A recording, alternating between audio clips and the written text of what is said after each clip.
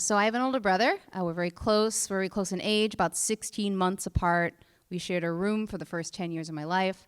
And we always did everything together. And one thing that was kind of hard for me was when, for both of us, when he would be invited places and I wasn't invited. Because he had his friends and I would want to go along. I remember one time he went to a birthday party at Discovery Zone. Does anybody remember Discovery Zone? Yeah, the like McPlay place on steroids, right? It just like fills the room. Yeah, and I wasn't hepatitis, someone said.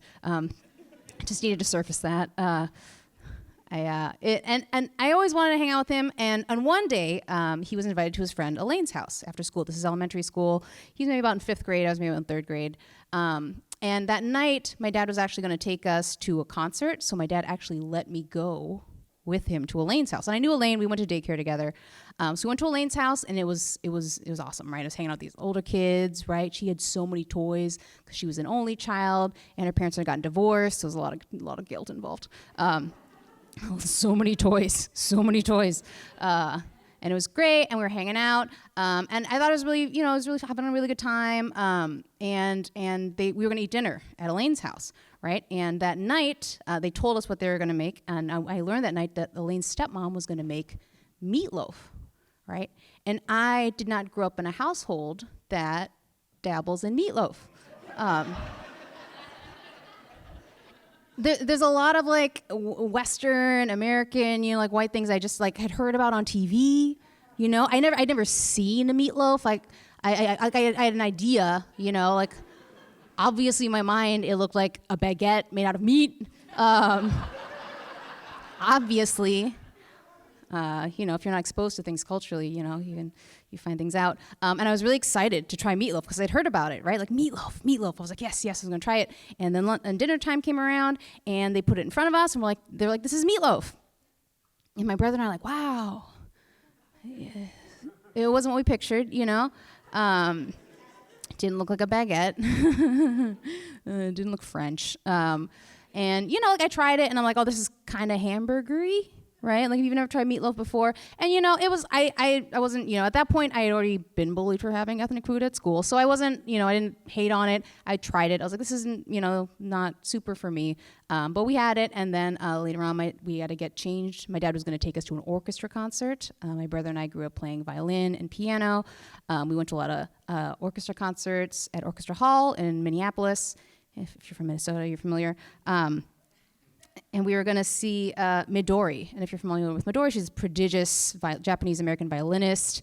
I remember we had like a VHS tape of this girl. I remember like staring at it with her big puffy sleeves. You remember the big puffy 90s sleeves? And I was just being like, I played piano. I don't know why. I was also like, Midori, right? Like how some people are like, I'm going to be you one day. So it's this prodigious, I'm going to be you. And so my brother and I got changed. We got in our fancy clothes, right? You got to get all nice to go to Orchestra Hall.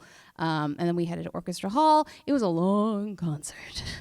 It's a long concert when you're like 8 years old, And it's especially long when you're watching like a 15-year-old just like play way better than you'll ever play, right? You ever feel unaccomplished at 8 years old? It happens. It happens.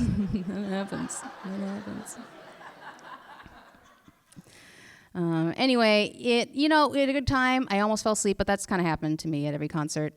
And on the way home, we were sitting in the car, and my dad was asking us how everything went at Elaine's house. We were talking like, oh yeah, we played games, like with Sega Genesis. We played a lot of that.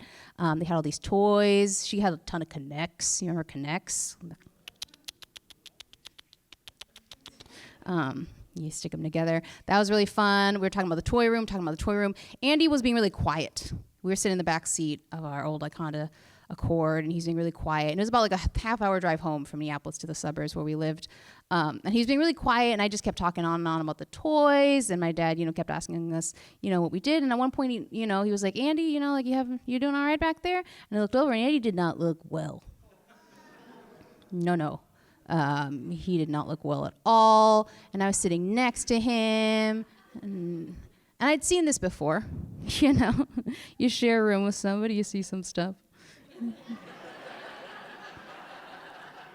10 years.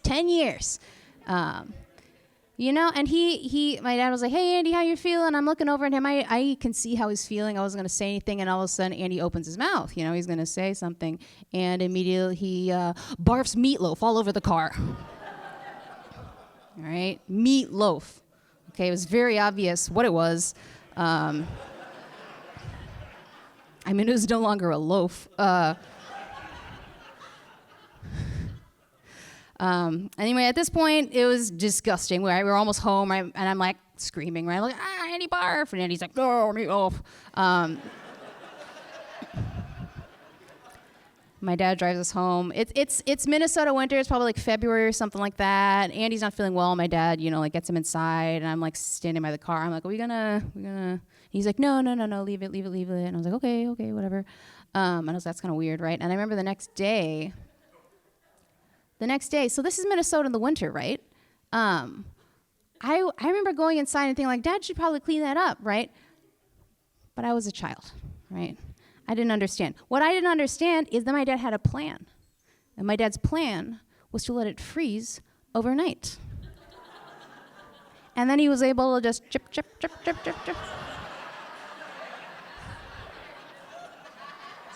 Smart man, right? Right? Why clean wet barf when you can clean frozen barf? Right? And I remember to this day, even at that time, I was 8 years old, I remember thinking like, man, that was so freaking gross. But my dad is a genius, right? And like literally to this day, there's so many memories I have of my father and my brother and our childhood and things like that. And that still like sticks with me as like one of the moments when like I was 8 years old and I went from feeling like a failure to like recognizing the genius and ingenuity of my immigrant father. And still, that's my advice today. You got something dirty, you leave it outside. Thank you so much.